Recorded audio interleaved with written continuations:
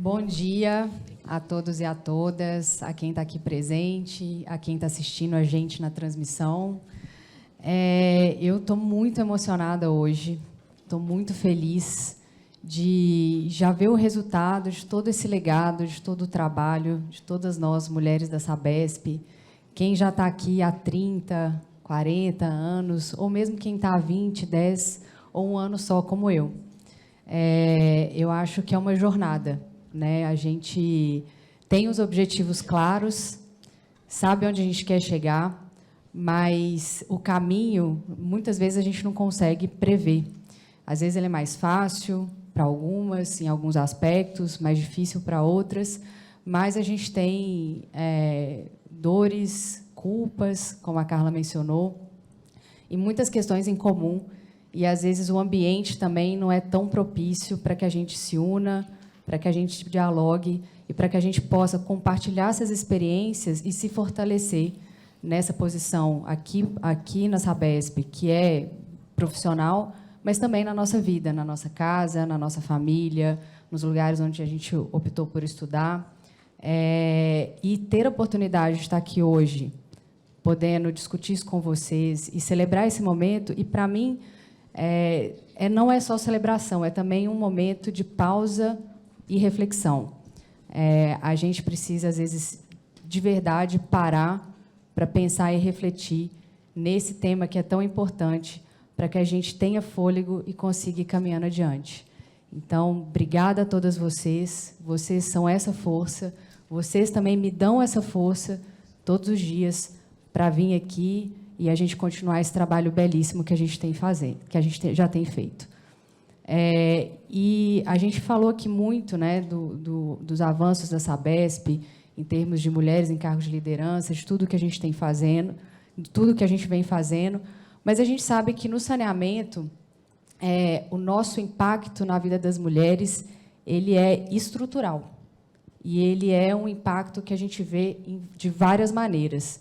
E apesar dele ser estrutural, ele ainda é pouquíssimo discutido, pouquíssimo mensurado, e a gente ainda tem uma dificuldade de capturar isso como um fato.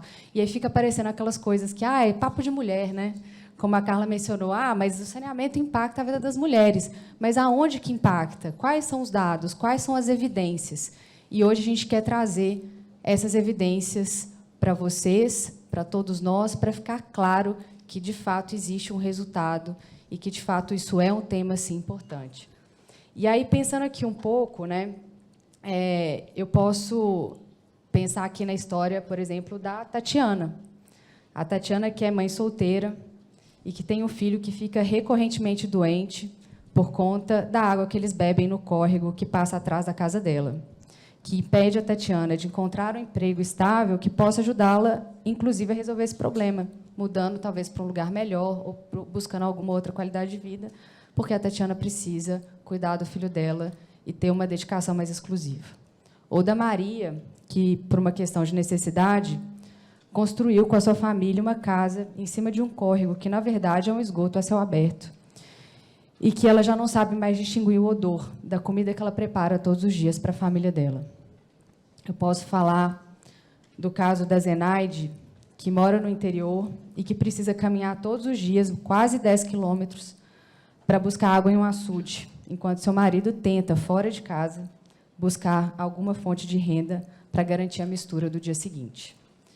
E eu posso falar também do caso da Carla, que está grávida e que mora numa casa que não tem um banheiro apropriado, que impede ela de fazer sua higiene pessoal todos os dias e com a privacidade necessária, inclusive pela situação que ela se encontra, gerando também um alto risco para a sua gestação. Bom, essas mulheres que eu citei são personagens fictícias, mas as histórias são reais. E são com essas mulheres que a gente trabalha no saneamento. Talvez para nós aqui nessa sala, isso não seja uma questão premente, porque a gente tem o privilégio de acordar todo dia de manhã, abrir a torneira, ter a água potável, ter o nosso esgoto tratado. Mas, de acordo com alguns dados do Conselho Mundial da Água, a gente ainda tem 2,2 bilhões de pessoas nesse mundo que não têm acesso à água potável e ao esgoto tratado. É mais de 20% da população mundial. E, no Brasil, esses dados também são ainda bem alarmantes. E, pensando aqui, em termos de mulher, a gente tem que pensar que essa restrição e que essa relevância do saneamento para as mulheres, do trabalho que a gente faz aqui no nosso dia a dia, não só uma questão de sexo, que é uma questão biológica, mas também uma questão de gênero, que é uma questão cultural que diz respeito ao papel da mulher na sociedade e nas famílias, que muitas vezes impede até de vislumbrar uma possibilidade de construir e de ter uma vida profissional. Bom, dito tudo isso, eu queria começar aqui o nosso diálogo perguntando aqui um pouco para a Luana. Na verdade, eu queria pedir, Luana, se você puder compartilhar um pouquinho também da sua carreira, da sua experiência pessoal. Você hoje que está à frente de uma das maiores instituições do Brasil que tratam esse tema de uma forma muito séria, que buscam trazer os dados, as evidências e construir essa narrativa, essa história que façam com que as pessoas realmente percebam que isso é um tema importante para a gente. Então, eu queria que você contasse para a gente um pouquinho sobre a sua história e também contasse um pouco desses estudos que o Trata lançou recentemente, que trazem esses dados, que contam um pouco a história dessas mulheres que a gente sabe que tem um impacto, que a gente impacta de uma forma tão significativa com o saneamento. Obrigada pela sua presença. Olá, pessoal. Tudo certo. Primeiramente, obrigado, Virgínia. Obrigado pelo convite para estar aqui. É uma honra. Eu sou engenheira civil, sou de Santa Catarina e sempre tive a Sabesp como referência. Então, estar aqui na casa de vocês falando de saneamento, para mim, é uma honra, porque eu tenho certeza que cada uma de vocês aqui ajudou a construir essa reputação que a Sabesp tem, com um trabalho árduo, diário e importante. Então, eu já fui engenheira de uma companhia de saneamento, concursada, depois pedi demissão, fui presidente da Companhia Águas de Joinville por 4 anos, hoje estou à frente do Instituto, porque a mosquinha do saneamento me picou, e que eu imagino que essa mosquinha picou cada uma de vocês também. Depois que a gente entra para esse setor e que a gente vê que o nosso trabalho pode mudar a vida de pessoas, como a gente vai ouvir aqui, provavelmente, a história, a gente vê que, cara, acho que a gente está no mundo para alguma coisa, E se a gente pode, com o nosso trabalho, fazer diferença nesse mundo que a gente está, deixar um mundo melhor para os nossos filhos, E aí, aquela história da Carla lá, eu também tenho 2 meninos. Eu tenho 2 meninos, que eu preciso lembrar sempre na educação de eles cuidarem bem das mulheres. De 9 a 11 anos, quando eu saio de casa para dar palestra, quando eu saio... Dá uma dor no coração, assim. Mas eu estou trabalhando por um propósito, porque a gente quer mudar a vida das pessoas, e eu tenho certeza que para vocês, muitas vezes, quando vocês saem de casa, também dá essa dorzinha. Puta, eu queria ficar em casa, queria... Que oportunidade que é estar abraçadinha aí com a tua menina. Então, assim, acho que isso é muito legal. Então, hoje, o Trata, ele trabalha com esses dados. Nosso objetivo é conscientizar tanto a Dona Maria, lá na base da importância do saneamento, porque, às vezes, o filho dela, o neto dela está doente e ela não sabe que é por conta da falta de saneamento.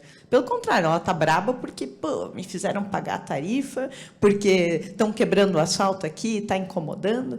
Então, o nosso trabalho é esse, é conscientizar a população para que eles saibam por que o saneamento é importante, e também os governantes, que muitas vezes não priorizam esse tema tão importante. E aí, falando de dados, nós lançamos um estudo que ele fala do saneamento e a vida da mulher brasileira.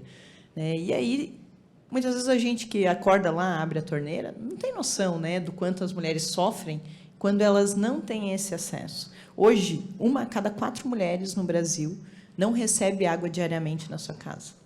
1 a cada 4 mulheres. Ou seja, essa mulher, ou ela tem que acordar na madrugada, que é o único horário que chega água para poder lavar roupa, ou ela tem que caminhar para conseguir a água. Às vezes, a média mundial é de 7 quilômetros que a mulher caminha quando não tem água, imagina. E, às vezes, nesse caminhar, ela é violentada, sexualmente. Nós temos 2,5 milhões de mulheres que não têm banheiro. Pensa, não tem banheiro, cara. Tu, no período menstrual lá, tendo que fazer uma higiene em algum local sem água limpa, perto da tua casa. As meninas, aí, muitas vezes, no seu período educacional, ficou menstruada, não vai para a escola. E como é que a gente vai falar de equidade de gênero, gente, se a menina, no período menstrual, não tem o mínimo para poder ir para a escola, né? 41 milhões de mulheres não têm acesso a coleta e tratamento de esgoto. E aí, né, poderia aqui ficar muito tempo falando desses dados, mas acho que o impacto desses dados na vida das pessoas que é o que a gente precisa debater, né? Então, o acesso pleno ao saneamento, ele reduz em 18% a chance de a mulher faltar no trabalho. Por quê? Porque não vai ter aquela dor de barriga, não vai ter a diarreia, não vai ter que cuidar da criança quando a criança fica doente, né? Então, isso faz com que a mulher, se ela não está num trabalho formal, ela não ganha, né? A diarista lá, ela só vai ganhar quando ela for trabalhar, né? Então, se ela tem dor de barriga porque está tomando uma água de qualidade ou porque teve que faltar para cuidar do filho que teve dengue ou que teve, né, doença associada à falta de saneamento, qual é a perspectiva de geração de renda dessa mulher? Qual é a perspectiva de futuro? Uma mulher que é CLT, por exemplo, também não tem uma perspectiva de crescimento na sua carreira, né? Hoje, um tema que a gente não fala muito é que o acesso pleno ao saneamento reduz em 63% a incidência de doenças ginecológicas. Porque ninguém quer falar sobre isso, gente. Eu vou falar que eu não tenho água no período menstrual para fazer minha higiene íntima? Da vergonha? Não vou falar sobre isso. Imagina que tabu que é isso.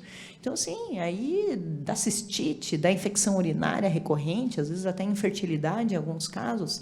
Então, assim, as mulheres, muitas vezes, elas não têm o mínimo, né, para poder seguir na sua vida. E acho que a gente, todas nós aqui, temos uma missão e somos parte desse processo. E eu sou grata a isso, porque eu acho que a gente está nesse segmento, a gente está nesse setor, é uma oportunidade, né, naquele dia que a gente está desanimado, né, às vezes, meu Deus, tem que trabalhar, mas daí a gente lembra, puta, mas eu vou fazer diferença na vida de alguém, então vamos lá, a gente pega aquela força de novo e a gente, mesmo com o filho chorando, muitas vezes a gente sai, né, Carla, e vai, porque acho que esse é o nosso objetivo e que bom ver vocês engajadas nessa causa.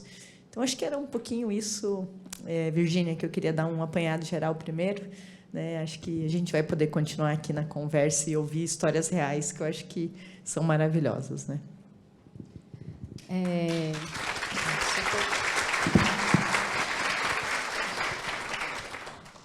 É engraçado que quando a gente coloca as coisas em termos de dados, aí parece que ela começa a existir, né? E aí a gente começa a ter um pouco mais, até do ponto de vista de imagem mental, assim, de conseguir visualizar melhor sobre o que a gente está falando. Um pouco nesse estudo que vocês fizeram, vocês chegaram a alguma conclusão específica sobre, vamos dizer assim, uma estratificação ou conjunto de mulheres que são mais impactadas pelo acesso ao saneamento? E um pouco assim de perspectiva futura, se a partir dessas conclusões vocês conseguiram concluir ou de alguma forma inferir se eventualmente essas mulheres elas vão conseguir ter um pouco mais de acesso ou como que o Brasil está evoluindo nessa vertente? Bom, a maior parte das mulheres que não têm saneamento são mulheres jovens. Então, isso me assusta. A gente está falando de mulheres de até 20 anos de idade. Ou seja, são mulheres que têm todo um futuro pela frente, né? A maior parte, preto, pardo, indígena. Essa estratificação hoje de quem não tem acesso ao saneamento, né? E esse estudo, um ponto também importante, ele apontou que 17 milhões de mulheres sairiam da zona de extrema pobreza com acesso ao saneamento, né? Então, eu diria que o marco legal do saneamento ele trouxe alguns avanços, né? Alguma perspectiva de maiores investimentos em saneamento básico, um mapeamento, uma exposição. Eu brinco que hoje o saneamento é pop, né? Tá todo mundo falando de saneamento.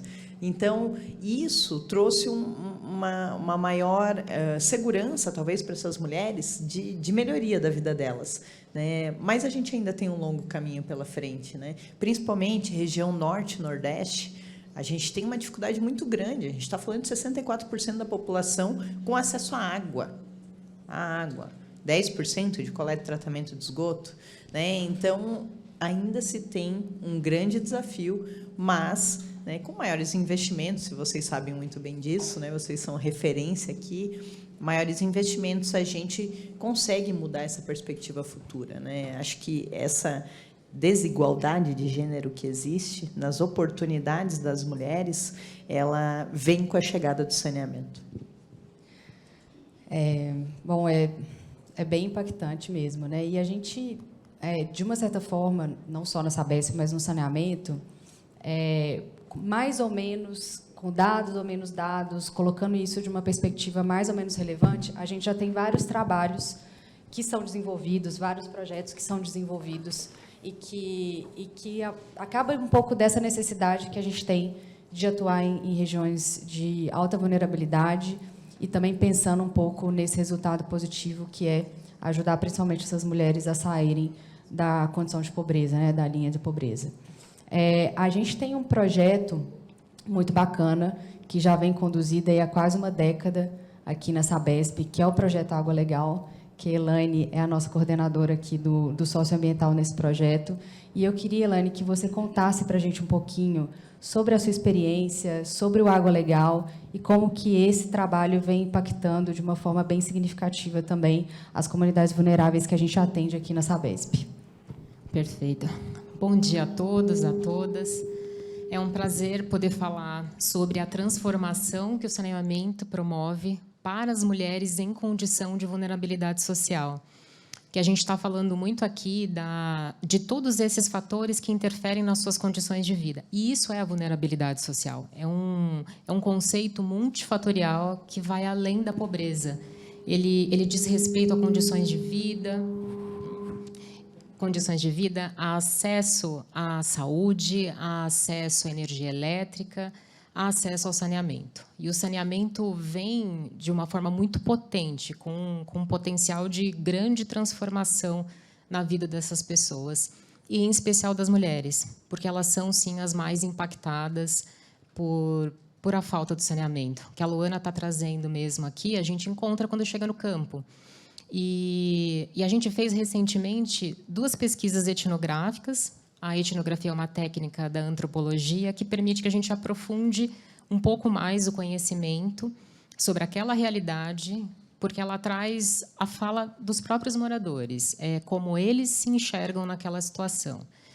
E nessas pesquisas, a gente vê muito uma carga de trabalho adicionada pela falta do saneamento, essa questão de acordar mais cedo para encher os baldes de água, porque no final do dia a água não vai estar disponível.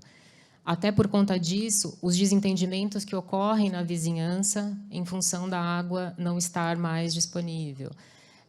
A gente vê um orçamento extremamente restrito ser ainda mais onerado, porque é preciso comprar água. Tem que comprar água engarrafada, porque não dá para servir para a família uma água contaminada. A gente vê esse orçamento novamente onerado quando a família adoece por conta dos casos de diarreia.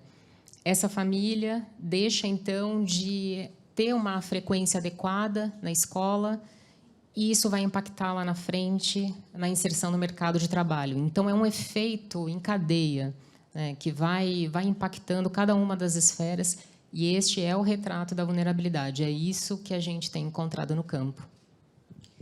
E, da sua experiência na gestão do projeto, teve algum exemplo, ou alguma situação, ou algum caso que você vivenciou, experienciou, ou teve notícia, né, que demonstra um pouco essa diferença que o programa já faz e continua fazendo na vida dessas pessoas e dessas mulheres? Sim, ao longo dessas dinâmicas de etnografia e em conversas com as mulheres, a gente vê as histórias muito particulares de vida pessoal, só que com elementos da vulnerabilidade que vão se repetindo aqui e ali. E tem uma história que eu vou compartilhar, então, porque é uma história de muitas. Ela acontece de diferentes formas, mas é uma história de muitas. Uma cliente nossa, chamada Rose, nome fictício aqui, ela mora num barraco de madeira. Antes de morar nesse barraco de madeira, ela morou em outro barraco de madeira e antes em outro barraco de madeira. O atual ela comprou porque o anterior foi destruído num dia de chuva com desmoronamento de terra, e ela precisou fazer um empréstimo de R$14 mil para comprar a madeira. É caríssimo subir um barraco.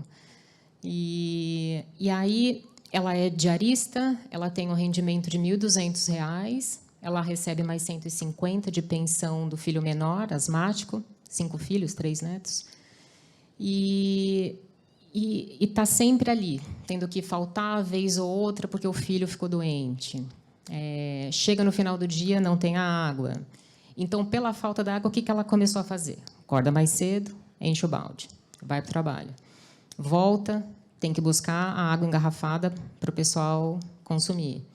Vai cozinhar, vai limpar. Uma coisa que aparece, inclusive, no estudo de vocês, é como a mulher está mais exposta à água contaminada, né? Então, está ali, nessa exposição, está resolvendo desentendimentos por conta da água escassa. E aí o Água Legal chegou. E a rotina dela já foi alterada. Ela já não precisa mais acordar tão cedo. Já acorda cedo, não tanto mais. Ela não precisa mais faltar tanto ao trabalho. Os casos de diarreia cessaram. Esse filho frequenta mais a escola. Ela deixa de gastar tanto por conta da compra da água e dos remédios. Os desentendimentos acabaram, e isso traz uma harmonia para a comunidade muito importante. É assim que o saneamento reduz a vulnerabilidade. Esta mulher está menos vulnerável porque o saneamento chegou ali. Então, da mesma forma que os impactos negativos vêm em cadeia, os benefícios positivos também vêm em cadeia. A saúde não vai estar impactada, que não vai impactar na educação, que não vai lá na frente prejudicar a inserção no mercado de trabalho. E o Programa Legal, o Programa Água Legal, ele é muito significativo por isso, por trazer esse tipo de transformação. Eu falei de um caso, mas que reflete o que a gente vê no dia a dia ali, e já foram mais de 800 mil pessoas beneficiadas pelo programa. Então, é, de fato, muito impactante.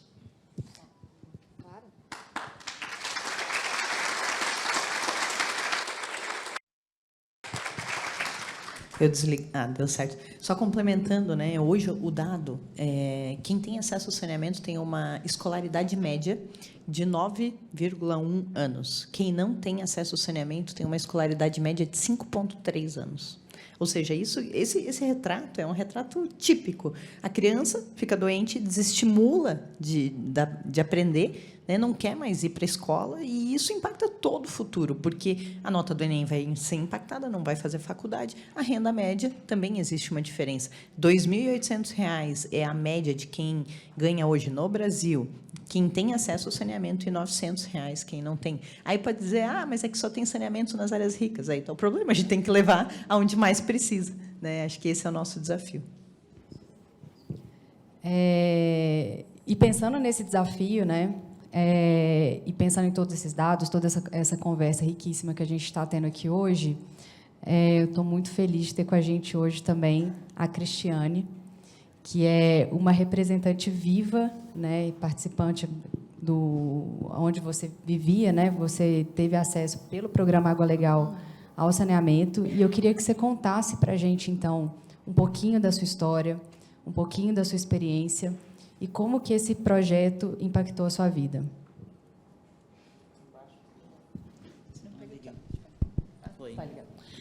Bom dia a todos e todas.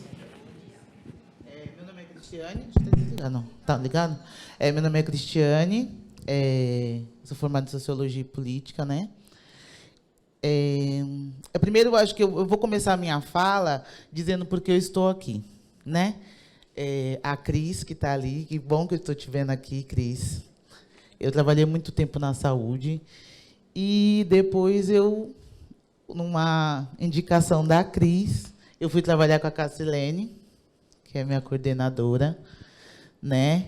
Isso, que é minha coordenadora. Então, eu cheguei no saneamento por meio da mão de duas mulheres potentes, né? Isso é muito importante eu ressaltar e dizer que a gente costumava brincar lá na Cassilene, assim, lá na coordenação, que é um pouco matriarcal, né? Homem costuma não dar certo, né? Então, assim, a potência mesmo desse trabalho de comunicação social foi feito por mulheres, que muitas vezes é isso, né? A gente vai trabalhando todas as potências e acolhimento possíveis. Então, a minha entrada no saneamento foi através dessas duas mulheres. E eu gostaria de dizer para vocês que eu estou aqui hoje representando, estando aqui falando de uma comunidade tão potente como Jardim Pantanal, porque tiveram outras mulheres lá atrás, minhas ancestrais, que lutaram para eu estar aqui hoje. E eu não posso deixar de trazer essas mulheres aqui. Minha mãe, né?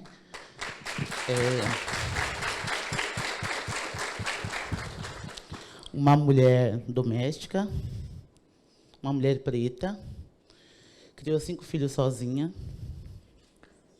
Eu não posso deixar de trazer aqui a minha mãe, que me conduz na minha espiritualidade, que é a minha mãe de santo, que me ajuda nesse trajeto, né? Uma mulher preta, potente, e que o tempo todo vai me ajudando a fazer o caminho, porque é isso, né? Ser mulher já não é fácil. Mulher negra, se você não tem espiritualidade, você se dana toda. Minha mãe, que cuida dos meus caminhos também, mãe Nanã, que cuida dos meus caminhos. A minha mãe, minha amiga de coração, minha mentora, Luciene Campos, mulher preta, bonequeira, que trabalha com a questão da representatividade da mulher negra a partir das bonecas que ela faz, empoderando crianças negras, né, dentro do espaço. Então, essas mulheres precisam estar aqui comigo hoje, porque se eu estou aqui é porque essas mulheres vieram antes. E tantas outras mulheres, né, que estão aí no cenário literário, que é um dos que eu mais acompanho, como Conceição Evaristo e Carolina Maria de Jesus. Então, se eu estou aqui hoje, é porque essas mulheres estiveram lá atrás, essas mulheres lutaram para que eu esteja aqui hoje. Então, vai o meu agradecimento por essas mulheres. Então, foi assim que eu cheguei no saneamento, né? Eu cheguei no Jardim Pantanal dia 13, em julho de 2022, nós chegamos no Jardim Pantanal. E uma coisa que foi muito engraçada, que a nossa encomenda, né, Cássia, foi muito que trouxessem mulheres para que fizessem parte da nossa equipe. Então, era um requisito. Então, quando nós chegamos no Jardim Pantanal, tinha 15 mulheres. Né? As mulheres braba. E aí a gente começou a conduzir o trabalho com essas 15 mulheres, e elas tinham que trazer mais 15, cada uma tinha que trazer mais uma, para compor a equipe de cadastro, né? E de levantamento do cadastro ali da comunidade. E foi muito significante, né? Porque a amiga fica falando da etnografia, a gente que é formada em sociologia, a gente já gosta de entrar dentro mesmo assim, né? A gente não tem jeito, a gente quer entender qual que é a realidade. E essas 15 mulheres, eu quero destacar uma muito importante, que foi a dona Genoveva, né? A Genoveva, ela, assim como daquelas 15 mulheres que estavam participando, tinha que trazer mais uma. E aí ela trouxe a Janete. Cadê a Janete? A Janete. Ela trouxe a Janete. E a Janete trouxe a Genísia, que está ali. Então, a gente foi trabalhando com essa potência das mulheres, uma puxando a outra, né? Porque o trabalho da Água Legal ele está muito ligado a isso, na geração de renda, né? E no empoderamento da mulher. Então, assim, não faria sentido a gente chegar nessa comunidade e não fazer esse movimento de puxar as mulheres e uma puxar a outra. E foi o que aconteceu. E foi lindo, assim. O ano passado nós perdemos, né, a Genoveva por câncer, e que foi uma coisa muito triste, e que foi uma mulher que idealizou muitos projetos, sonhou muitos projetos, e morava há muitos anos na comunidade de Jardim Pantanal. Então, primeiro, o que a gente faz quando a gente tem um programa como Água Legal? A gente precisa fazer uma imersão na comunidade. A gente precisa... Vulnerabilidade tem, a gente sabe. Mas quais são as pessoas que passam pela vulnerabilidade? Então, a gente teve o privilégio de vivenciar com essas mulheres, que é o que ela falou, eu preciso ouvir da boca de quem passa. Né? Eu preciso de ouvir da boca, porque eu também tenho uma realidade parecida com essas mulheres, mas eu estava em outro lugar. Né? Então, eu preciso ter uma escuta ativa, uma escuta sensível, para entender qual que é o repertório e qual que é a história dessas mulheres. Foi assim que a gente fez. A gente começou... Depois a gente estava com 26 mulheres. Dessas 26 mulheres, algumas fazem parte da equipe hoje, né? Então, é assim que a gente vai trabalhando. Essa foi a minha entrada no programa Água Legal. Foi feito através de mulheres e a minha caminhada é feita com mulheres da comunidade Jardim Pantanal.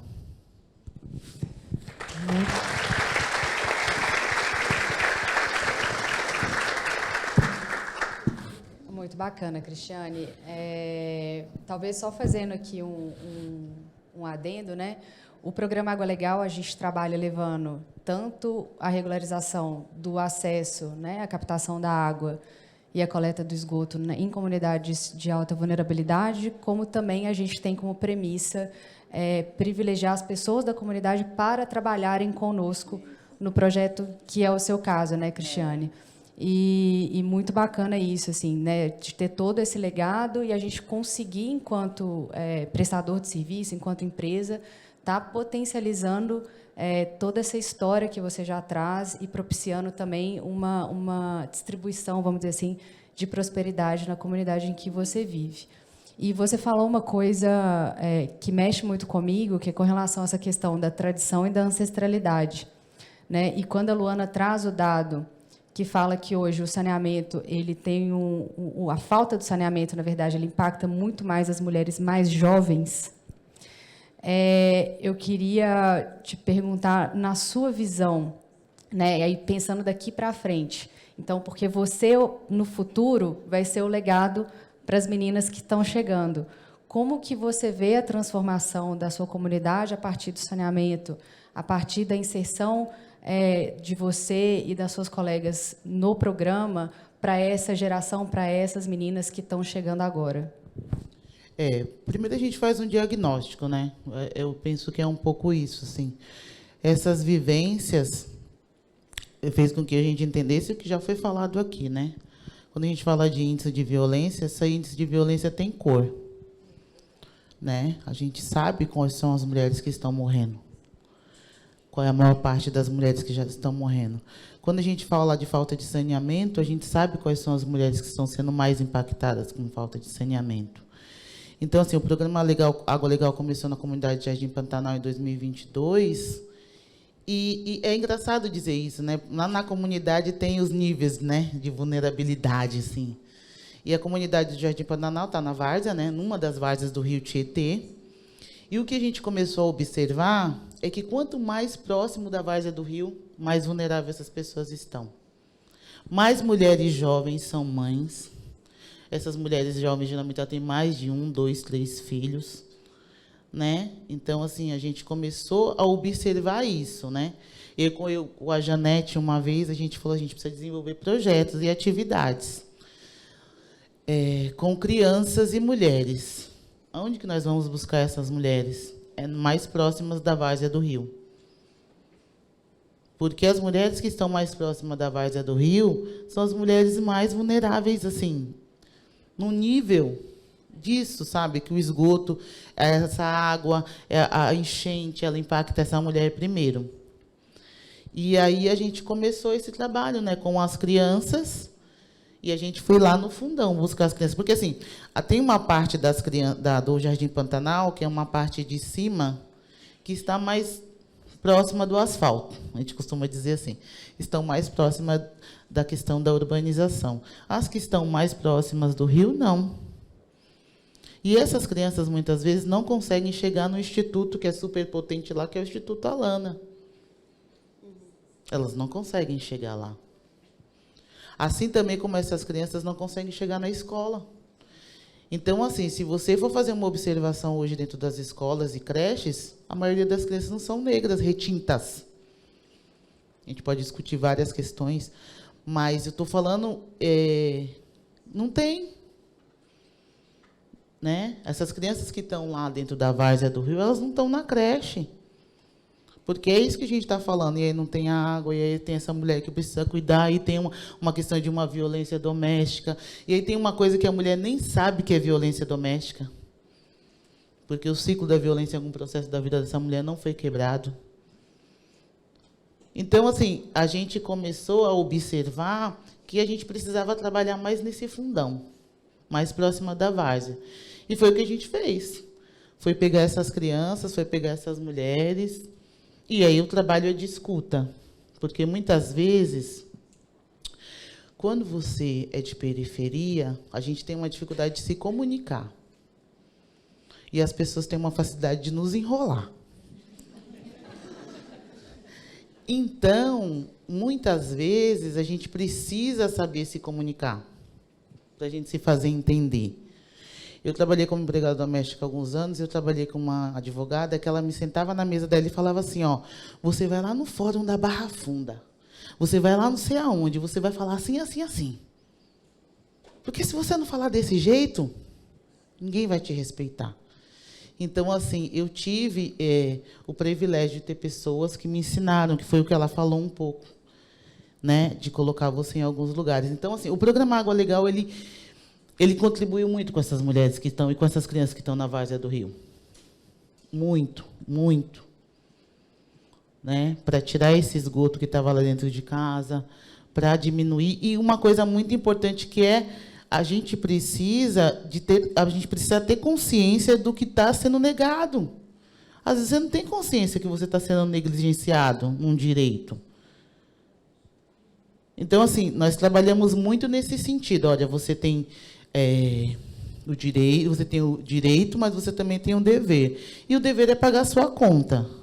A gente vai trabalhar com a questão da geração de renda, que a gente trabalhou bastante, para que as pessoas tenham possibilidade de ganhar o mínimo para pagar a tarifa social, para ela garantir que ela tenha a água dela. Então, assim, o tempo todo, eu estava falando até com as meninas hoje, quando a gente estava voltando, o tempo todo... mas, Cris, você não para de falar do Água Legal, né? Eu não posso deixar de falar. Porque o tempo todo eu preciso falar para essas mulheres o quanto é importante ela ter água na casa dela, poder levar os filhos dela para a escola limpinho, com dignidade, e poder pagar uma tarifa justa. Então, essa foi a minha experiência, assim, e eu acredito que o programa Água Legal, no Jardim Pantanal, talvez não tenha feito diferença na vida de muitas pessoas, mas para essas mulheres, que foram as mulheres que nós identificamos como potenciais, a falar para elas assim, olha, vocês têm direito, e esse direito chegou. Então, façam a sua parte, porque aí a gente costuma dizer, né? A gente fala, agora você é cliente. Porque tem uma coisa muito engraçada. Não, você não é cliente Sabesp. Não, então agora a senhora é cliente, tá? Pode ligar lá.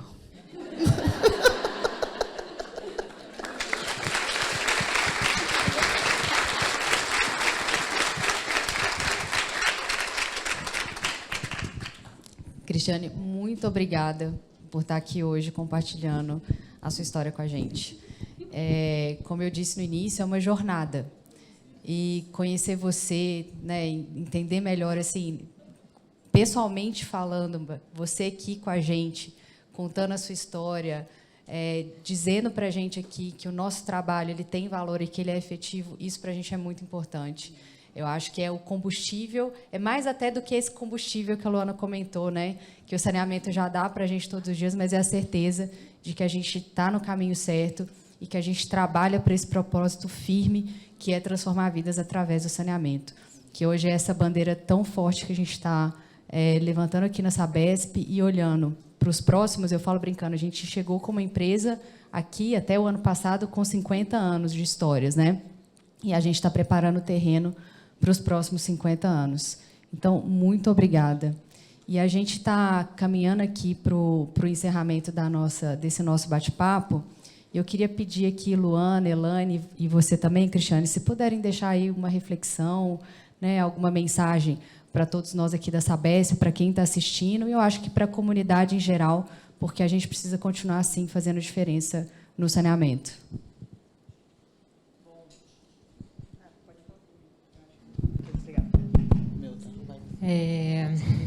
Eu acho que uma reflexão que fica muito forte é o quanto a gente consegue somar, nós, como equipe Sabesp, nas soluções que a gente leva para essas comunidades, na nossa forma de se relacionar. A cada vez que a gente para, senta, escuta, a gente se relaciona melhor. E aí todos ganham com isso. Então, isso, para mim, é o que fica mais forte com Água Legal.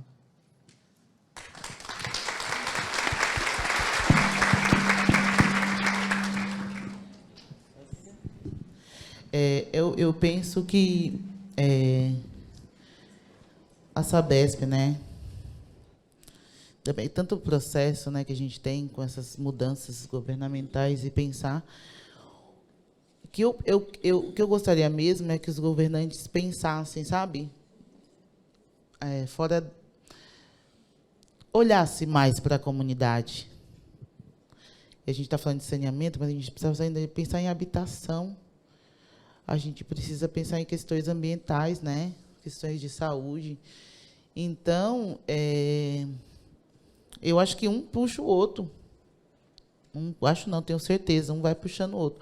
O que eu quero deixar é que a gente diminuir a desigualdade em todas as instâncias, gente, em todas as instâncias.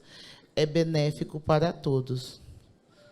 Né? Então, a minha esperança, né, você falou muito, eu estou aqui hoje porque outras tiveram, mas eu espero que minha sobrinha também possa estar aqui, né, enquanto mulher negra, e eu trabalho muito nesse intuito, para que ela esteja aqui, para que minha sobrinha também chegue aqui e ela possa falar assim, nossa, a luta lá atrás que minha tia e outras mulheres fizeram está fazendo sentido hoje. Então, assim, mas a gente precisa que os nossos governantes olhem para a questão social com mais, no sentido mais etnográfico.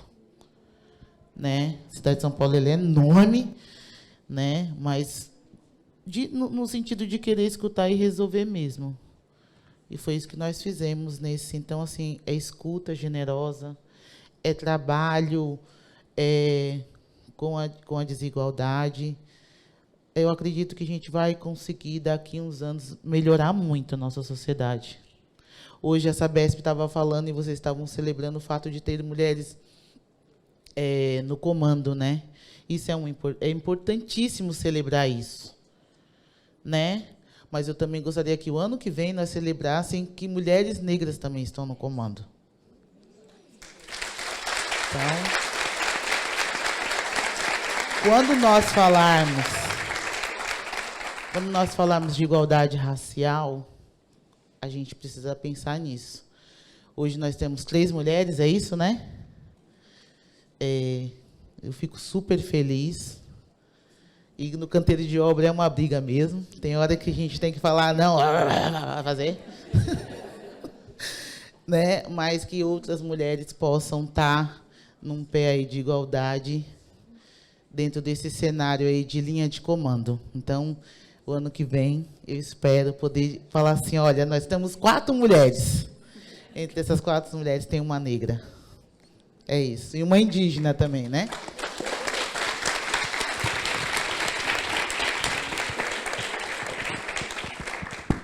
Bom, depois dessas palavras maravilhosas, é até difícil falar, né?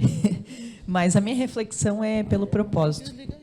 Eu acho que, às vezes, a gente está ali no nosso trabalho, no dia a dia, e a gente está esgotado, está cansado. Né? E reflexões como essa que a gente fez hoje aqui mostram que, cara, por mais que eu estou trabalhando lá no administrativo, lá no comercial, eu estou fazendo diferença na vida de outras mulheres. E, na hora da dificuldade, a gente tem que pensar nisso. A gente tem que saber que o nosso trabalho, e é um privilégio, de novo, né, ter um propósito naquilo que a gente faz. Que esse propósito possa nos motivar a fazer um trabalho cada vez melhor e mudar mais ainda a vida das pessoas e principalmente das mulheres. É isso.